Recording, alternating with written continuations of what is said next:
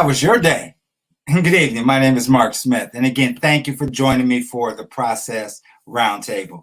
We've had some amazing shows, and this one is not going to differ from it. As a matter of fact, I believe it's going to probably go down in history as one of the best shows that we've ever created and we've put together.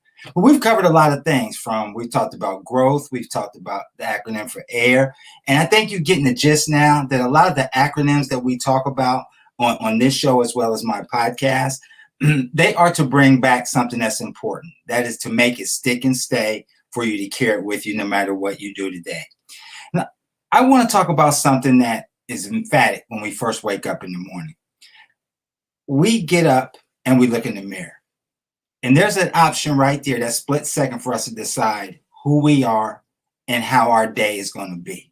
We control and I talked about it, control what we receive as well as what we give. And the first portion of what we do is so critical, and we do it every single day, are our habits.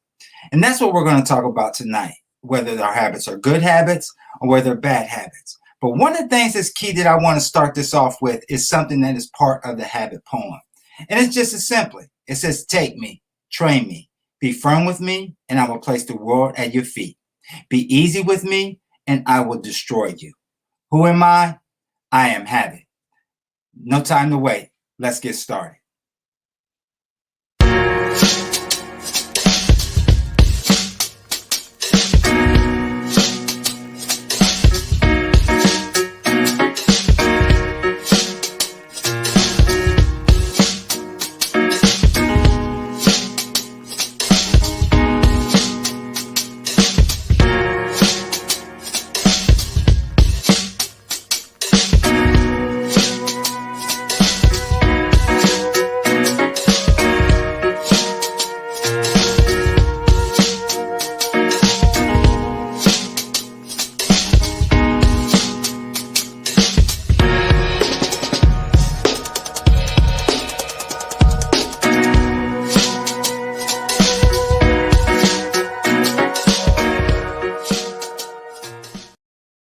Welcome back. I hope you have your pen, your paper, maybe get 2 pens, because my friends tonight have some jewels that they're going to drop on you that you're not going to believe. And I'm so happy to introduce them for a second. My first young lady who's going to be joining me tonight, she's actually coming to us from New Jersey. I've had an opportunity to speak with her back and forth, and she actually was one of my guests, one of my original guests on the Process on Star 107 FM. She's coming to you again, as I said, from New Jersey with a lot of business experience, a lot of education experience, and a lot of entrepreneurship experience that I'm sure we're going to get into today. This first guest is Ms. Lakeisha Ciprian. So Lakeisha, good evening. How are you? I'm doing well. I'm so excited to be here tonight. Thank you so much, Mark. And I just want to highlight that I was a listener first, right? I was a listener. I was the person on the other end of that station, hearing those gems, hearing those jewels, and just so inspired on Saturday mornings. And so I'm just so grateful and honored to be here tonight and just to be a part of this progression. Thank you. Thank you so much. Again, welcome. The next gentleman, wow, he's got a story. All of us have a story. But his comes with compassion and a lot of hard work. And we always talk about stagnation and how stagnation, or as I say, comfort is a casualty of growth. He's one of the living epitomes of how you must continue to evolve yourself to do what you need to do. He's actually right here. He's in the DMV as well, Mr. James LeBlanc. James, good evening, sir. How are you? Hey, good evening, Mark. Hello, Lakeisha. Hey, everyone. Thank you for joining me. I'm going to take a minute because, again, I want our listeners to know a little bit more about you. So we're going to do ladies first. So listeners tonight, before we get started, can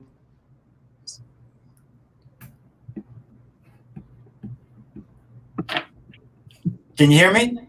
Yeah, we got you now. I can hear you now. All right. So tell our listeners a little bit more about who you are. Okay, so we all know that I'm from the Great Garden State, New Jersey. Just have to put that out there, right? So Lakeisha Ciprian, I am a serial entrepreneur. I'm also in the marketing world. I work for an ed tech company in ed tech focusing on students grades 3 through 12. I have the great privilege and honor to support teachers and administrators using technology, using an adaptive literacy program. And I also am able to listen to and have conversations like what we're doing tonight, just to hear their success stories, share their wins. So that way it's almost a global peer learning community within our own network. So that's one of the things that I do. I also do consulting where I support early childhood program directors with business development and essentially business practices. How do we keep the lights on, right? Because many people who are in the education world lead with their heart,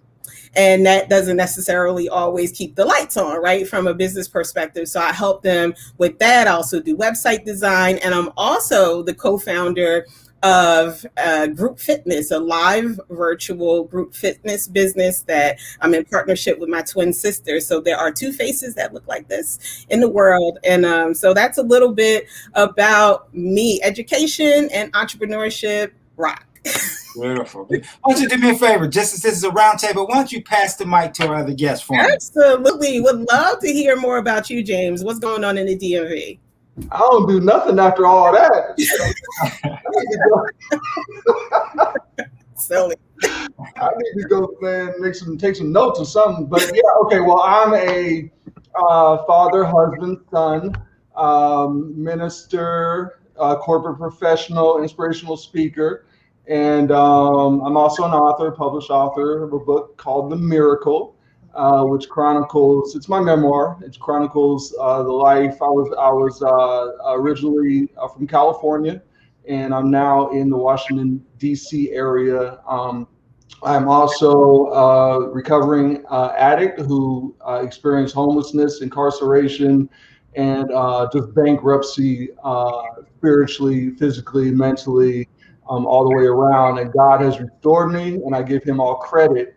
And my mission is to assist others through him. So that's kind of me in a nutshell. Mm-hmm. Thank you, sir. Thank you. I told everybody you better have 2 pens. Yes. You're gonna get some jewels tonight, everybody. Some true jewels. Both of you had an opportunity to, again, thank you so much for being here tonight. But you also had an opportunity to be on my podcast radio show as well. And the first question that I always led with and still lead with, because it's so important to identify what the process means to each individual, because it's totally different to each and every one of you. So James, I'm going to start with you. In your own words, can you define the process and what it means in relationship to your life? The process is life, right? The process is my journey. And one thing I know about the process is you're always in process. So you're either getting better or you're getting worse. You're never just in neutral, right? You're either going forward or you're going back. So one thing I try to do every day is to go forward. But one thing I've learned, Mark, is that I've learned not to dictate my process to God. And what I mean by that is I used to pray for a lot of specific things. There's nothing wrong with that. Don't get me wrong. There's nothing wrong with that. But what I found out is that he can do exceedingly abundantly more than I can even come up with. Mm-hmm. So when I do that, I sell myself short. And sometimes God says, okay, well, that's all you want in your process. Here you go. But I have all this when you're ready for it. And so now I pretty much pray for knowledge of his will and the power to carry it out. And I'll give you a quick example. I was born an orphan, never knew my mother or father, right? And I prayed for a picture. All I wanted was to start going through my process. I got sober and started really trying to chase God and see what he really had for my life. And I just prayed, God, if you could just show me a picture, just a picture of someone that I'm, related to. and he did me so much better. And 4 years ago, we found my entire biological family, my birth mother, my whole father's side of the family, everybody, right? And it was a miracle. And but if all I got was what I asked for, that picture, I'd have missed out on all this. So I hugged my mother for the first time at 48 years old, and that was part of my process. And I didn't have the nerve or the gall to even ask for that. But through His grace and mercy, He still gave it to me. So that's one thing I learned about the process for me, Mark, is I don't dictate it. I just pray for knowledge of His will and the power to carry it out, and that's pretty good. Mm-hmm. Lakeisha, how about you? Yeah, there you go. I'm sitting back like, oh, how do you follow that? I love that. How, when you just open yourself up to more by not being too narrow or too specific, because God He comes in with the abundance that we can't even wrap our mind around. But to answer your question, Mark, in relation to my life and the process, I think of that as the period of growth and period of development that I need to experience to advance to another level. So what that includes also means taking action, right? So there are a lot of times that we feel things, we want things. If I've identified that intention, the only thing that will make it happen is action. Faith without works is dead. So we have to take action and really hone in on the different areas of our lives. So for me, whether it is a business goal, health goal, personal relationships, just, identifying what that intention is and then going forward and taking action. And then secondly, I also think that the process, when I think about the process, is acknowledging that there are going to be some growing pains. It's not going to be easy or quick or, snap your fingers and poof, everything is in line the way that you hope that they would be. So it requires that I understand that there may be pivots on the journey towards my goal, but that end goal is not going to change. So me being open, adaptable, that is what essentially the process means for me. Mm-hmm. Well said. Sometimes, so many times, our expectations of drive, or the expectations that drive us in a certain scenario, we find so much in our life that we focus on who we want to be, as opposed to who we truly should be. And what do I mean by that is harnessing the ups, the downs, the yeses, the no's, putting those all in perspective and realizing that a no is really a yes. It's designed, it's crafted, and it's created for us to move forward. And everything that we go through is for a reason. Whether we don't like it quite often, we don't understand it quite often, but it is for a reason to get us to truly where we want to go if we do a couple things that we are required to do. James, one of the things that you talked about is the knowledge that you're receiving that helped you get through your process. I often say that knowledge speaks and wisdom listens. So it took years and years and years for things to go on and knowledge to speak into you and pour into you for the wisdom to come back for you to listen. And Lakeisha, you talked about action. Man, I'm going to jump on commitment here in a minute because, again, all those work together in the aspect of making sure who we are in our process. So, again, thank you both for sharing that. Can I just want to say something real quick, Mark. Go ahead. So you said, no essentially leads to that. Yes. And I love that you said that, because one of the things that I say to myself a lot is no is just not now. Mm-hmm. It doesn't essentially like close the door because it's no today. So I'm glad that you mentioned that because it's so true. Mm-hmm. And sometimes no is for your own good, right? We think we know what we want, but God says, no, not right now. Right. You're going to mess it up. You're not ready for it. You think you're ready, but let me grow you a little more. And then when you get it, you'll really appreciate it and you'll be able to work it the way I intended it to be worked. So, yeah. And or slow you down a minute. Right. And or slow you down. Because I talk to the guys and gals that I work with a lot of times and incarcerated at one point in their lives. And I ask them all the time when we do something called Gender Day, I said, you ever thought that where you are or the path that led you to incarceration was there to stop you from going down a path that you truly didn't want to go? It was there to put the brakes on you before you got to some place that you would never recover from. So it was stopping you to say, okay, I'm going to give you an opportunity to get yourself together. And then we're going to move forward to put you in the place or places where you truly called to be. So again, great. That's this roundtable. That's what we do right here. I talked about it from the very beginning, habit. And one of the most important things with habit, which, a lot of people take it and think habit, okay, that is something that we do on a daily basis. That is true. But for me, habit stands for something else, because those of you who know me know I do acronyms, and I talked about it before. So habit for me means honoring adversity before ignoring tests. Honoring adversity before ignoring tests. And one of the first things to end that actual habit poem that I read before, and I've read it before, it says, I'm your constant companion. I'm your greatest helper or your heaviest burden. I will push you onward or drag you down to failure. I'm completely at your command. And a lot of times we forget that we are truly in charge of where we should be and what we should be doing. So I'm going to start with Lakeisha first. I want you, if you would tell our listeners, what does, in that acronym of habit, what does one of those words inside there mean to you and why? So I love this question. In thinking about the acronym, if I could push the envelope, I guess because I'm a twin, I'm just going to give you 2 words, right? That means you're going to come up with 3 tonight.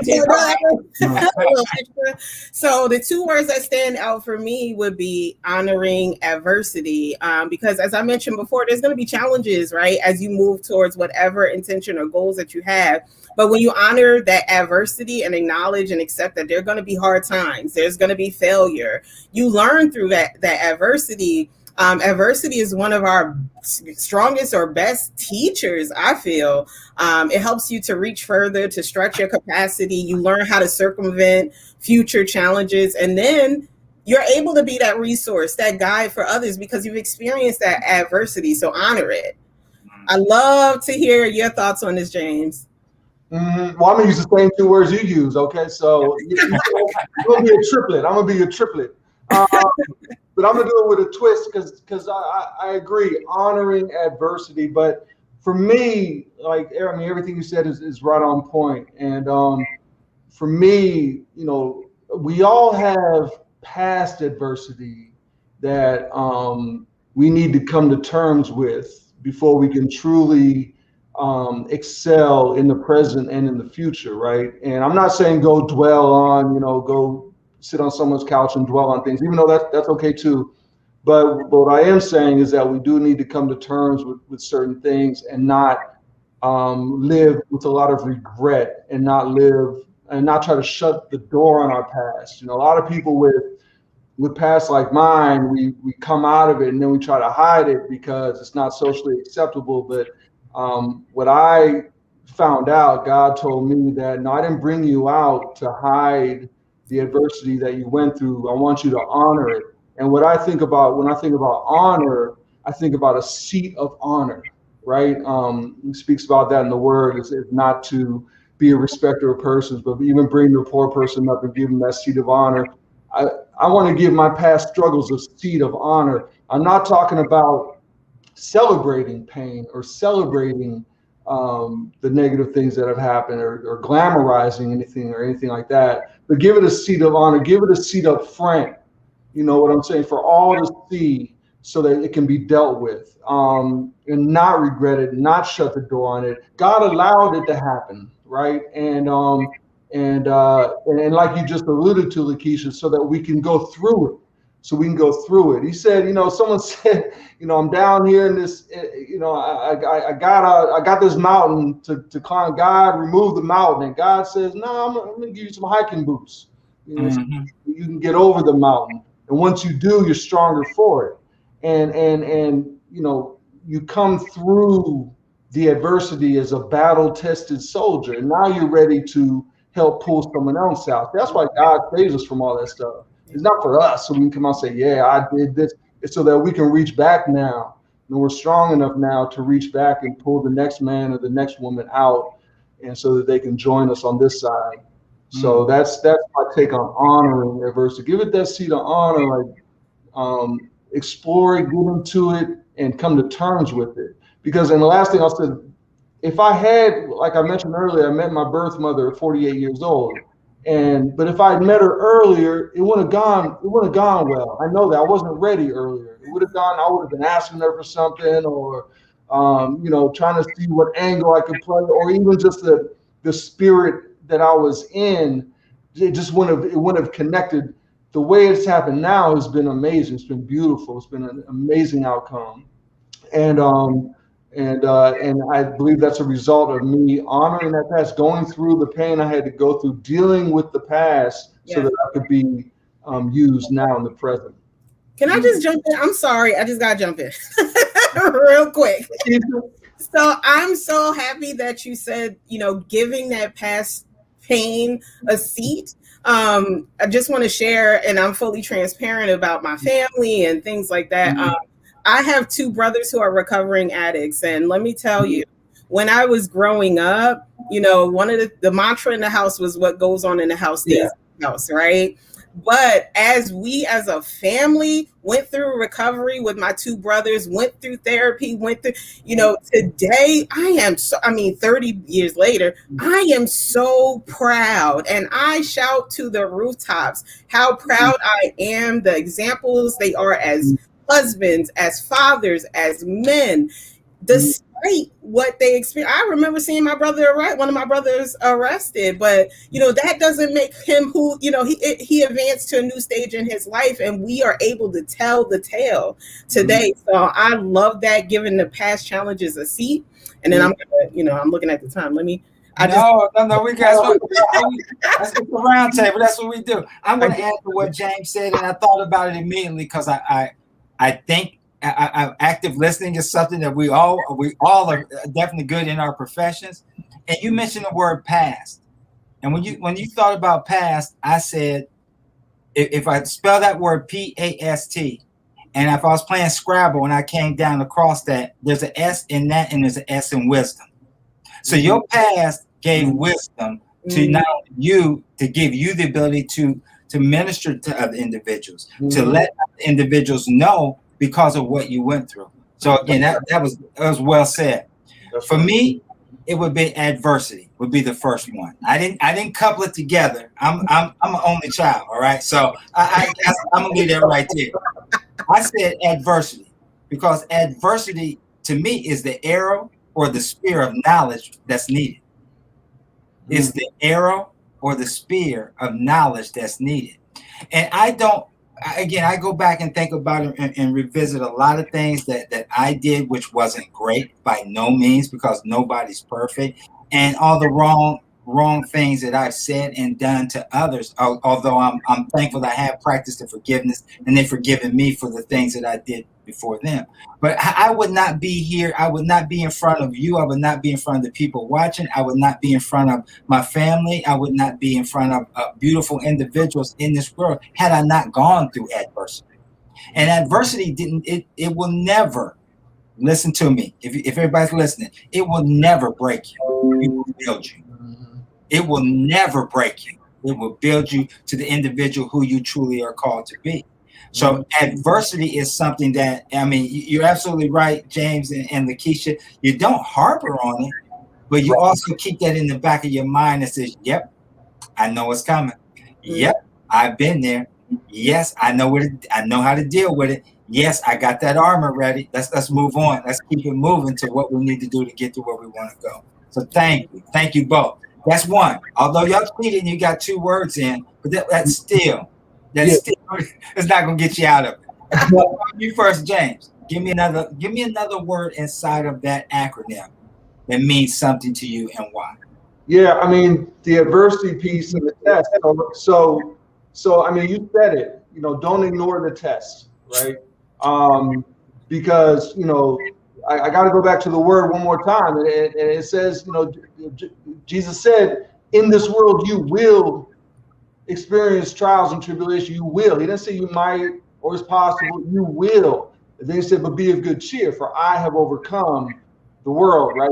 So we're overcomers, which doesn't mean we're duckers or we're avoiders or we're overcomers, right? So we don't duck it. We don't ignore the test. Like we go through the test, because once we come out the other side, we're stronger for that.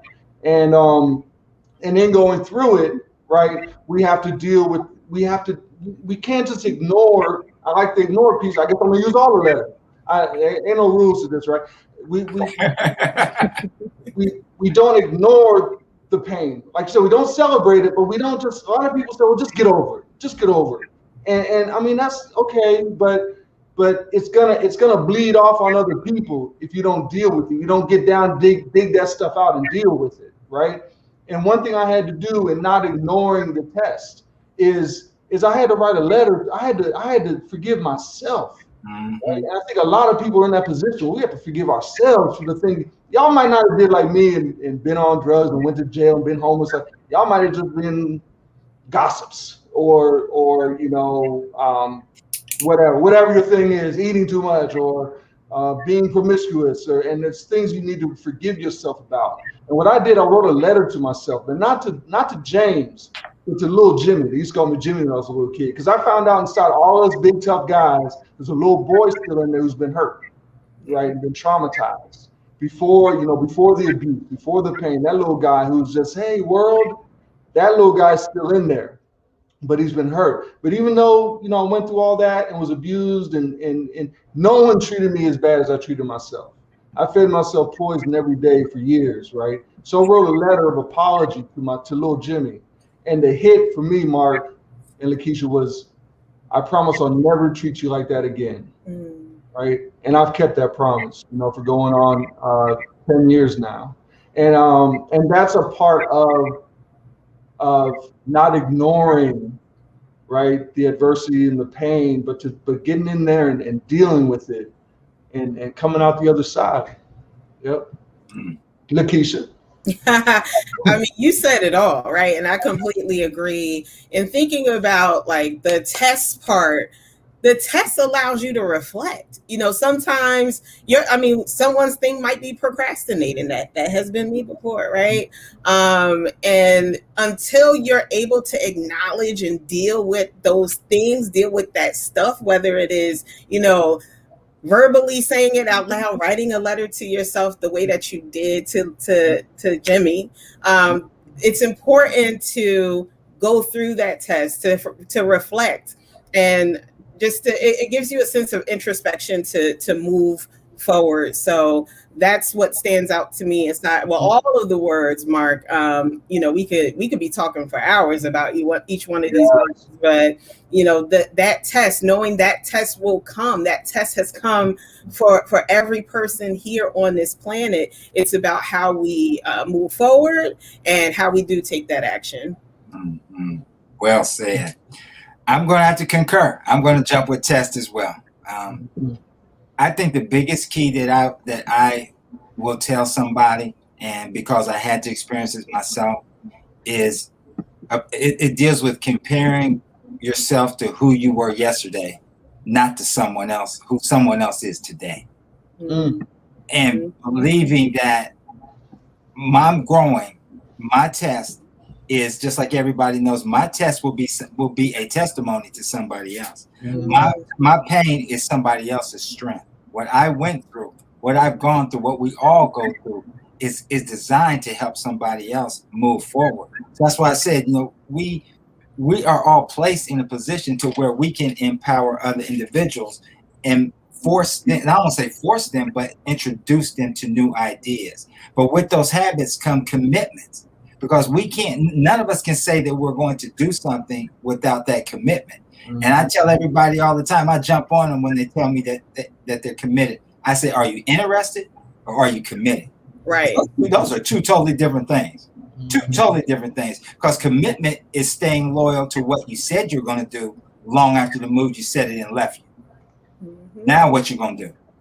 Mm-hmm. Now what you going to do? Are you going to go out because you say you stopped drinking? Now when comment to me, because you had a bad night, you're gonna get up the next day and Joe call you or Lucy call you and they want to go party. What are you gonna do? What are you going to do? So again, it's all about making that decision. And I remind them too, that's not a feeling. Commitment's not a feeling. It's an actionable item that you talked about earlier, Lakeisha. It's an actionable item that you have to put into play. We got a question for you.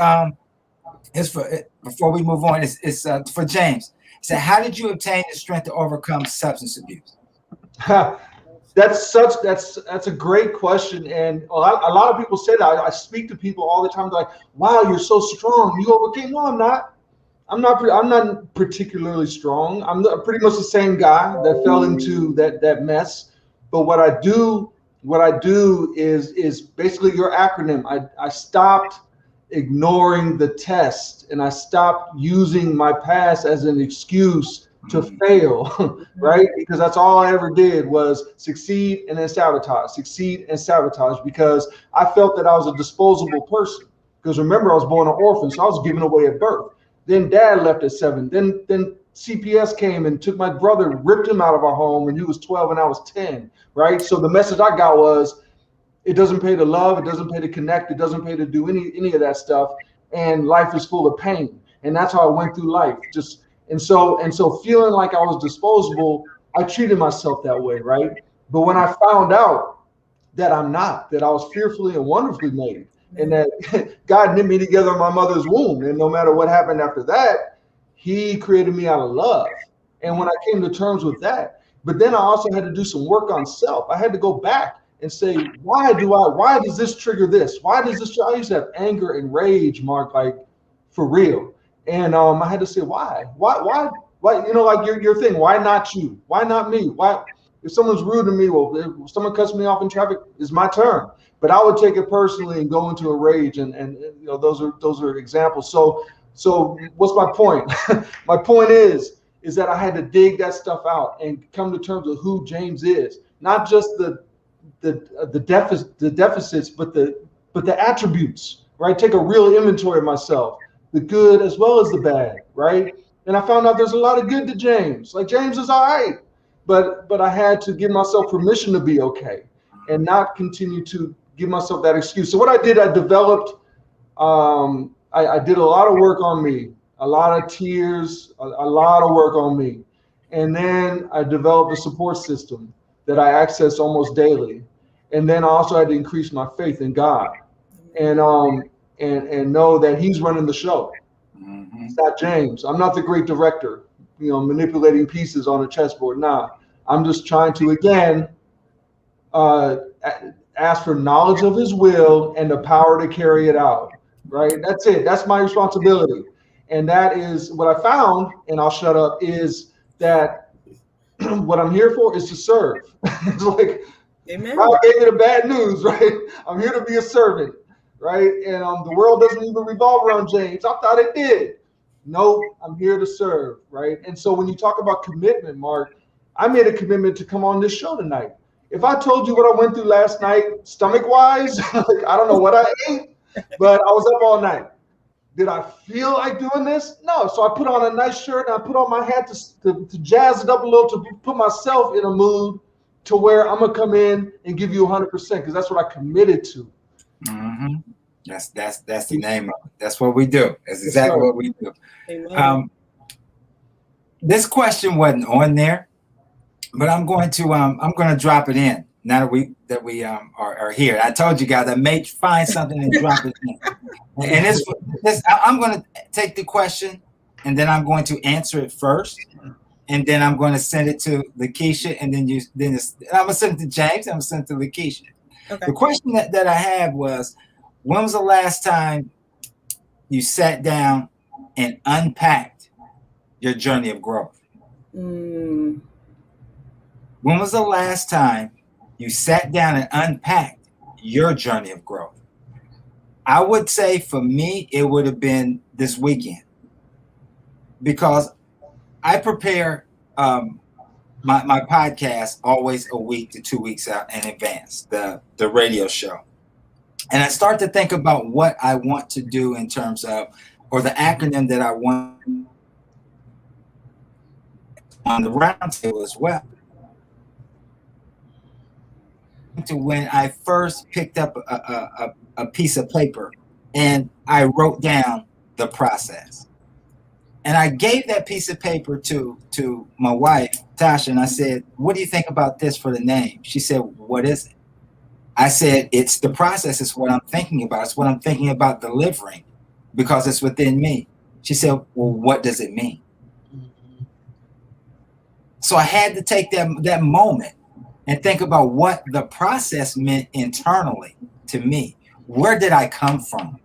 What were some of the advantages, disadvantages that I had to go through?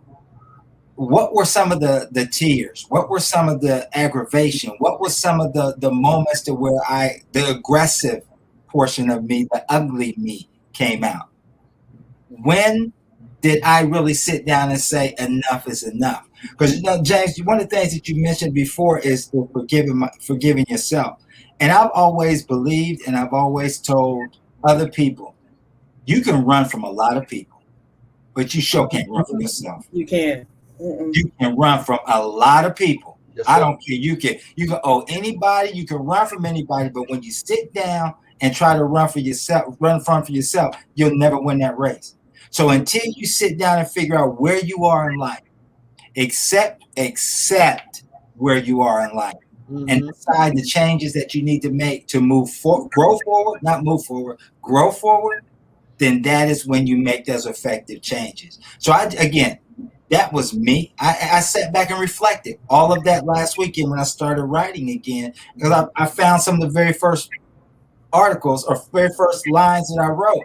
And I said, wait a minute, this has been a progressive marathon that has truly progressed to where I see a future in growing, not going, in growing. Because I'm continually learning, I'm continually pushing myself. I don't believe that this is for mistake or anything like that. And I'm gonna get off mine and give it to y'all for a second, but I'm gonna give you with this one. I realized this weekend where everybody used to say, we dropped the mic. When we're done with something, we drop the mic. But if we drop the mic, to me that signifies that I'm done. And we're never done. We are never done. Because if Dr. Martin Luther King would have dropped the mic, we'd still be living in Jim Crow. If women's voting rights, if the women who got there would have dropped the mic, women would not have been able to vote today. If Abraham Lincoln would have dropped the mic, then there would still be slavery. So there's always work to be done. Always work that we got to be done. So unpacking that growth, unpacking where I've been to the journey of growth, man, it's a lot of stuff that I'm still putting back in that suitcase, pulling it back out, taking a look at it, saying, I appreciate that. I appreciate honoring adversity for ignoring tests. Lakeisha, what about you? Wow. So that's incredible. Unpacking. So I can say that I do like a lot of reflective work, a lot of journaling with myself, a lot of mindfulness practice. I don't know if you can see it behind me. I have my vision board that every morning it's the first thing that I see. And so that gives me a moment of reflection each day, but to sit down and unpack in a deep way, I can honestly say I do that probably, maybe I would say like once a month, where I do a lot of journaling. So I'll go back and I'll read things that I've journaled about previously, or things that I say that I wanted to work on, how close I am to that. So that comes like once a month. But you said something really powerful about, just being thankful and just saying, you don't just drop the mic. It's just like a continuing process. And sometimes I will just sit back and say, wow, God, thank you for this roof over my head. Like, this is actually a part of that manifestation, because growing up in a housing project and, a lot of adversity, like sometimes those things that you think are little, like, I mean, that's a big thing for me, like to just be able to have my own and have a roof over my head and be able to for my daughter through God, you know, everything that he provides for us, and that provision is just like, wow, just thank you for this. Thank you for the ability to wake up. Thank you for the ability to even sit back and reflect on these moments and thoughts. So I would say every day, but like actual deep work practice and reflection, probably once a month. And I just make it a part of my habit. No pun intended. There you go. There you go. Way to weave that in there. I see you. What you're doing. Yeah, no, I mean, wow. I mean, because you know what I like doing these days? I like mowing my lawn. You know what I mean? I like moving my trash cans out to the curb. You know, vacuuming the house. Because I remember when I have a bathroom that's bigger than the cell I used to live in. You know what I'm saying? So it's like sometimes those everyday mundane things, I get energized and encouraged through those things. And I mean, because I remember when I used to dream about this life, and now God's given it to me. So yeah. And as far as like sitting and unpacking my journey, well, I wrote a book about it. It's called It's available on Amazon. James M. LeBlanc. A whole story is in there, and but I also tell my story. I like going to jails and homeless shelters. Like that's where I like going and telling my story. And when I do, I get more out of it than anybody. It's almost selfish because I get to reflect and like, wow. Because sometimes, you know, you don't always see your progress because you're in it, right? So, but when you're able to just speak about it or write it out, and you're able to see, wow, I came from there. God brought me all the way to here, and who knows what's coming, what's next. So it's very regular, Mark, that I unpack my journey. Beautiful. You know, I'm almost done with part 4 of the process. The topic. Well, my topic or my segment is why not me?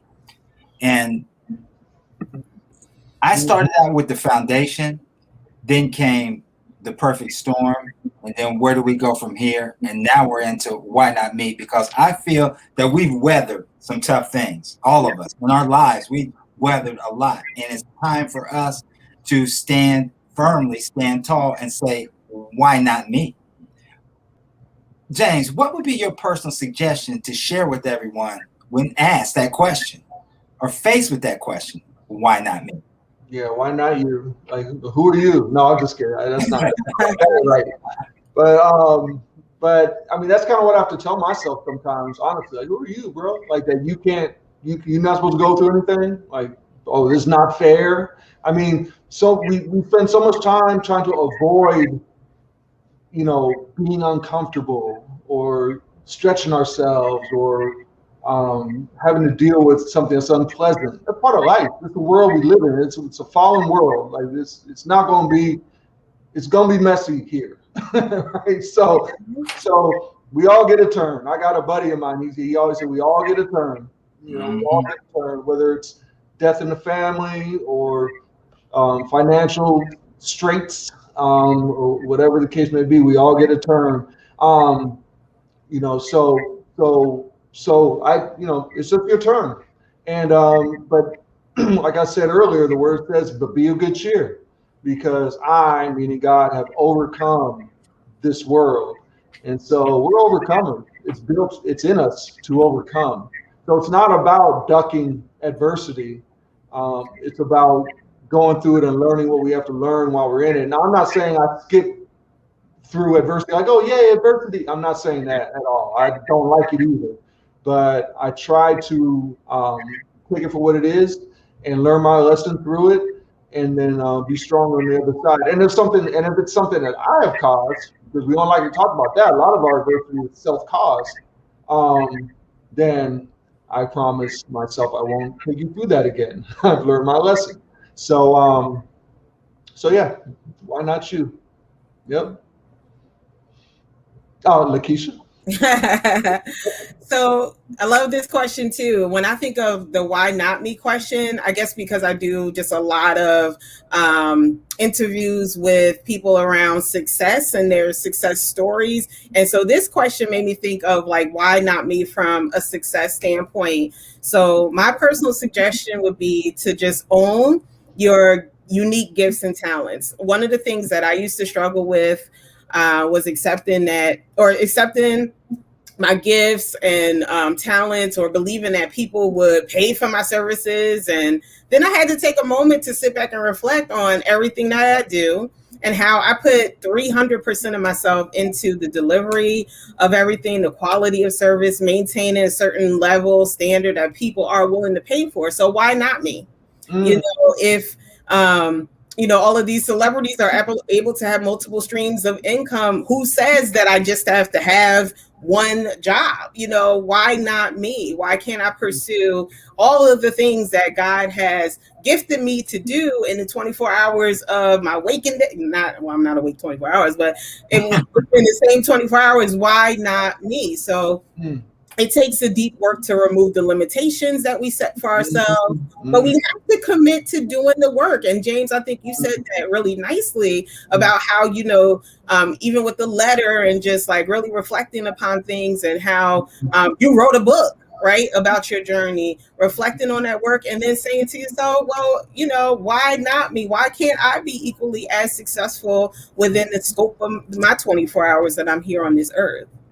Wow, see, Mark, you got it from both sides. The why not me? You got both angles on that. That was excellent. Thank you, Lakeisha. Absolutely. And with Lakeisha, everybody knows me. That knows I say it almost every day. Is we got 86,400. That's what we got. 86,400 seconds every day, 24 hours. Can't carry it over. Doesn't build interest. Doesn't do. Is what you do in that 24 hours that makes a difference. That's impactful. Last topic I want to get on before we start to wind down and get ready to get out of here tonight. Again, I wish we could go 2 hours. Yes. Told everybody, we got Pen. I told you. For everyone listening tonight, if there was one single word to hold on to as they go through their storms, Lakeisha, what would that word be, and why? So for me, that one word would be trust.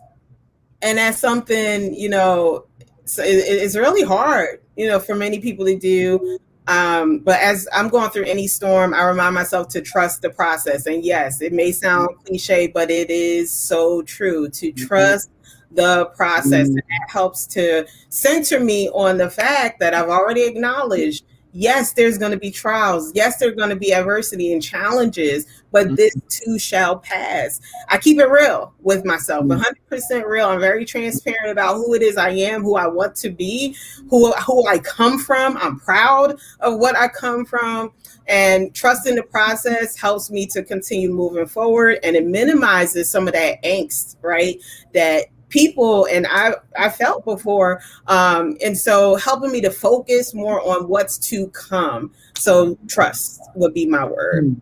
James, what's your word? The word that's jumping up in my mind right now is stay. Right, just stay. I don't know what that is. Maybe there's someone that needs to just stay in this relationship, stay in this marriage, stay at that job, stay in the struggle.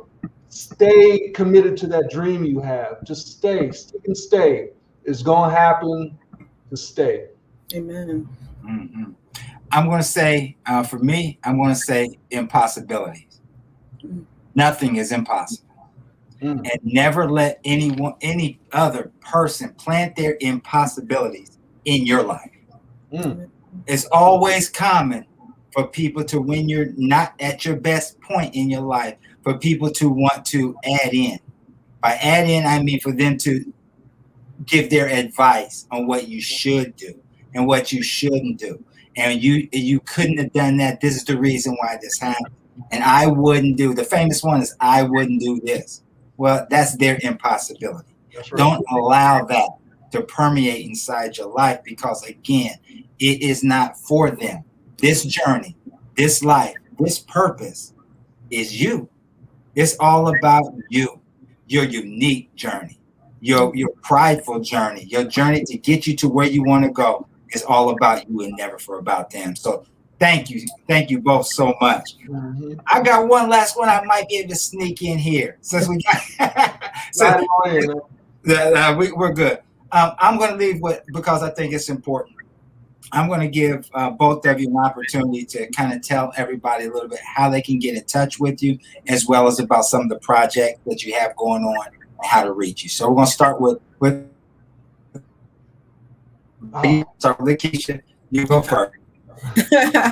Okay, so I am just a lover of LinkedIn, and so you can find me on LinkedIn. I believe my link or something will be added here, but Lakeisha Ciprian, and then it's MED is how you can find me on LinkedIn. I also co-own High Vibes Group Fitness, which is live virtual group fitness classes. We have many to offer. We have accountability clicks, and we do workshops and lots of fun things together as a group, and even sessions or just discussions like what we're having today. You can follow our page at High Vibes Group Fitness on Instagram. Would love to see you there. Thank you. Mm-hmm. James. Yes, well, again, the book is called The Miracle, James M. LeBlanc, available on Amazon, as well as my website, jamesmleblanc.com. And yeah, I'm on Facebook, LinkedIn, Instagram, all that good stuff as well. But James M. LeBlanc, The Miracle. Thank you. Thank you again, James and Lakeisha. I know our listeners are. I know everybody's truly blessed to take in what you gave them today. Remember, I told everybody at the very beginning, this is a powerful show. I brought together, collectively, there are 3 individuals who are here that truly care about your progression. It's not so much about their progression. I think you see that everybody cares more about helping others reach their plateau or reach the levels that they're called to do versus what they're doing within themselves. So it's a powerful, powerful group of individuals, 2 powerful individuals who share some jewels, some real jewels that I wrote down, and I'll be borrowing, by the way. I'll send royalties. Don't worry about it. We're all good. But thank you again. Let me remind everybody. Thank you again for Lakeisha and James for sharing not just some of the food for thought, but fruit for application. Mm-hmm. This means nothing, everybody, if we don't apply it. Mm-hmm. We can hear it all day, but if we don't apply it. So again, thank you so much for your time. Thank you. Thank you. It's been a pleasure. Love it. All right. Let me close tonight's show with a story that was shared with me that takes us all back to what we're called to do. And I think you saw that information tonight of what we're called to do. I've read this story a couple of times, and I actually read it in the last podcast that I did entitled Answer. And it's called The Last Ride. And it's about a cab driver who takes an amazing ride. And it basically is simple. The cab driver is speaking for this, so I'm paraphrasing for him. He said, "I arrived at the address and honked the horn. After waiting a few minutes, I honked again. Since this was going to be my last ride of my shift, I thought about just driving away. But instead, I put the car in park and walked up to the door and knocked. Just a minute," answered a frail, elderly voice. "I can hear something being dragged across the floor." After a long pause, the door opened. A small woman in her 90s stood before me. She was wearing a print dress and a pillbox hat with a veil pinned on it, like somebody out the 1940s movie. By her side was a small nylon suitcase. The apartment looked as if no one had lived in it for years. All the furniture was covered with sheets. There were no clocks on the walls, no knickknacks, or even utensils on the counter. In the corner was a cardboard box filled with photos and glassware. Where would you like for me to carry the car? What all would you like for me to carry out to the car?" she said. He took the minute. He looked around. She turned around and said, "Please just take this suitcase." So the cab driver took the suitcase to the cab, then returned to assist the woman. She took the cab driver by his arm and walked slowly down the curb. She kept thanking him for his kindness. "It's nothing," he told her. I'm just trying to do my passengers the way I would want my mother to be treated." She replied, "Oh, you're such a good boy." When they got to the cab, she gave him an address and then asked, "Could you drive through downtown?" "It's not the shortest way," he answered quickly, but she said, "I don't mind." I'm in no hurry. See, I'm on my way to hospice. The cab driver looked in the rearview mirror. Her eyes were glistening. She stated she didn't have any family left, and she continued having conversations with soft voice. She told the doctor meet her. What route would you like for me to take? He asked. For the next 2 hours, they drove through the entire city. She showed him the building where she had once worked as an elevator operator, and they also drew the neighborhood where she and her husband lived when they were newlyweds. She had even took him in front of a furniture warehouse that had been a ballroom where she had even danced as a little girl. Now, she said sometimes she asked me to slow down in front of a particular building or a corner and would sit there staring into the darkness, saying absolutely nothing. As the first hint of sun was ceasing in the horizon, she suddenly said, I'm tired. Let's go now. The cab driver drove in silence to the address that he had been given. It was a low building, like a small convalescent home with a driveway that passed under the portico. 2 orderlies came out of the cab as soon as they pulled up. They were solace and intent, but they were watching her every move. They must have been expecting her. The cab driver opened the trunk, took out the small suitcase to the door. The woman was already seated in the wheelchair.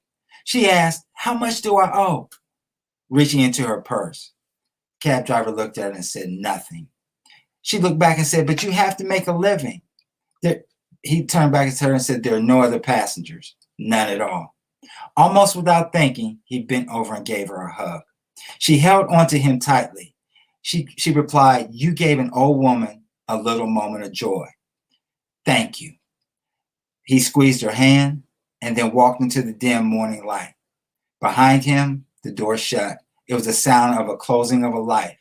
He didn't pick up any more passengers that shift and drove aimlessly, lost in thought. For the rest of that day, he could hardly talk. What if that woman had gotten an angry driver, or one was impatient to end his shift? What if he had refused to take her on the run, or honked once and then drove away? I want you to remember, on a quick review, I don't think that anyone has done anything more important in his life. We've all conditioned to think that our lives revolve around great moments, but great moments often catch us unaware, beautifully wrapped what others may consider a small one. See, we are all called to serve, and every contact that we have with somebody can leave somebody bitter or leave somebody better. It's our choice to how we want to impact everybody as we continue to help them grow forward. I encourage you to take a moment, listen to some of the process messages, because these are all geared. You can find those again on Anchor. You can find them on Spotify. You can find them on iHeartRadio, TuneIn, Google Podcasts. All of these are available for you to kind of harness these. This episode that you're watching tonight, again, go back, share it with individuals on YouTube, share it with individuals on LinkedIn. You just heard, again, 2 powerful individuals who were here to help us move forward.